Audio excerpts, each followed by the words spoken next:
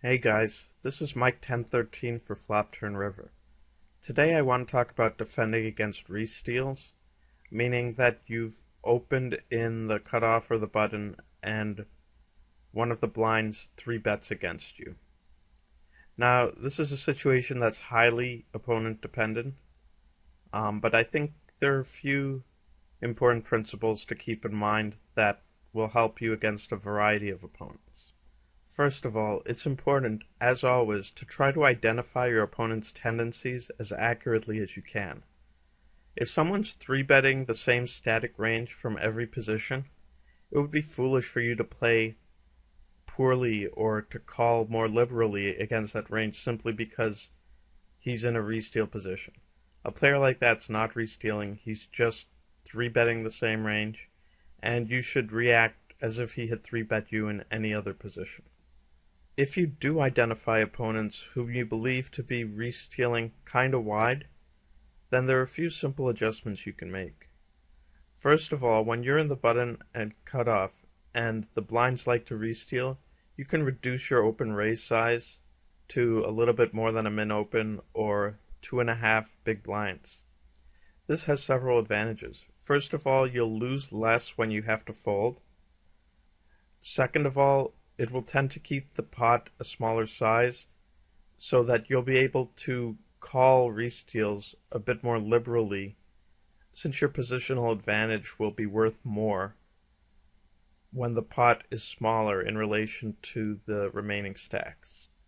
Something else that you should remember is that you should be folding a good amount of the time, probably the majority of the time, when your opponent resteals against you, even if he's restealing wide. After all, if you're in the button and you're opening 40, 50, 60%, then even if your opponent's restealing against you 20% of the time, he still has a 20% range and you still have, your 50% range. So he legitimately has a stronger range than you do.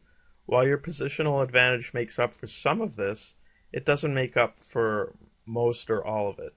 So you should still be folding the majority of the time, especially if you're not sure how you're going to play post-flop against him. Another thing to do when you're facing opponents who like to resteal is slightly reduce your opening ranges.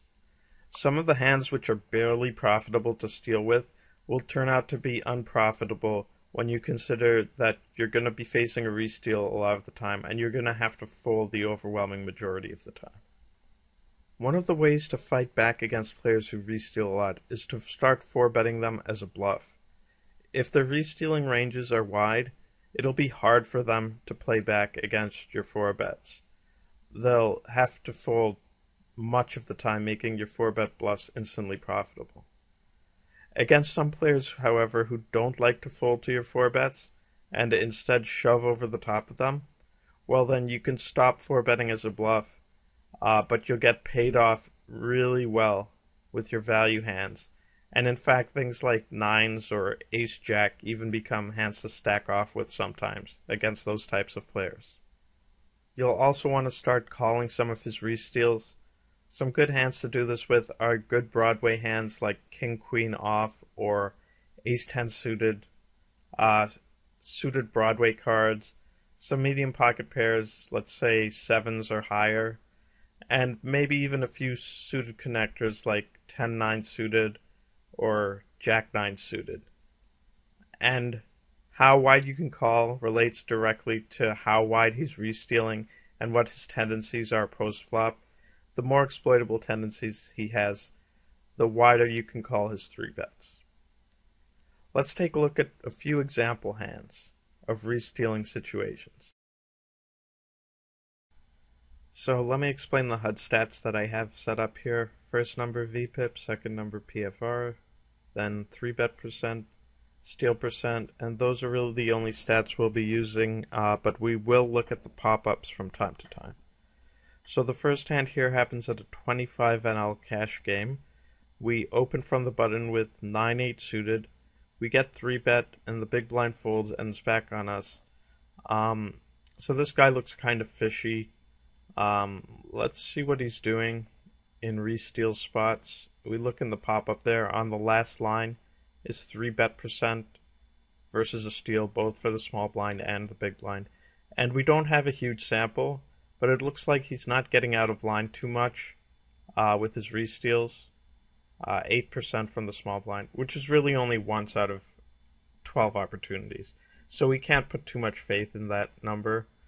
But when we don't know much about our opponent and he looks like a fish, it's the best bet to just assume he has some kind of hand that's good and he's not making any kind of play at us. So our hand, I don't think, is good enough to play back against him in this spot. And furthermore, he's a little bit not full stacked. You know, he has 60 big blinds. And so calling here with a hand like this, with shortish stacks, is not a very good play. And I think the best thing to do is just fold here. Okay, next hand. This is also 25 NL, folds to us. We open ace-4 off, small blind, 3 bets. Big blind folds and it's on us. Now this player looks like a moderately aggressive reg. Over quite a decent sample of hands, we have 7.6 thousand on him. Let's take a look and see how often he's restealing. So 13% from the small blind. So he's clearly not just 3-betting monsters. He has other things that he's 3-betting as a steal. And this is a good hand to consider 4-betting with against someone who you think can fold to a 4-bet. And since we have a large sample, we can look at his fold to 4-bet stat, which is 69%, which is really high. Usually with 4-bets, you need him to fold maybe between 55 and 60% of the time to make a profit.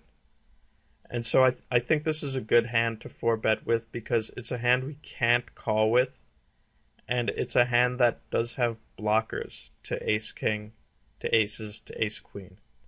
So I'd go ahead here and 4-bet and expect him to fold quite often.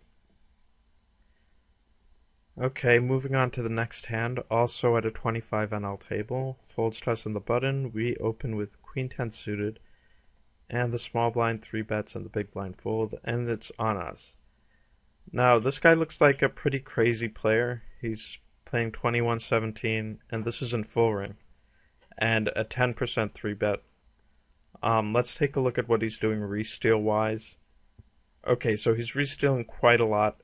Our sample size is very small, but what I like to do, kind of in spots like this, is pretend his stats were only half what they were. So his 44% resteal from the small blind, let's pretend it's only 22%. You know, like let's say he was running really hot to get to 44%. Even if we cut his stats in half, he's still like a pretty crazy and wide restealer. So even over a small sample, I feel pretty confident that his range is weak and that we have to start playing back and defending against him. And I think queen 10 suited is a fine hand to do this with. I think we can call here, and our plan is we're going to stack off any pair. And also we're going to bluff raise his c-bet on some good flops. So like flops where we have 2 overs plus a gutter, or even if the whole flop is low, like say the flop comes deuce deuce 5, we can even, you know, bluff raise him on those flops. And I think his range is so weak that he's gonna have to fold a lot of the time. Thanks for watching, guys. Take care.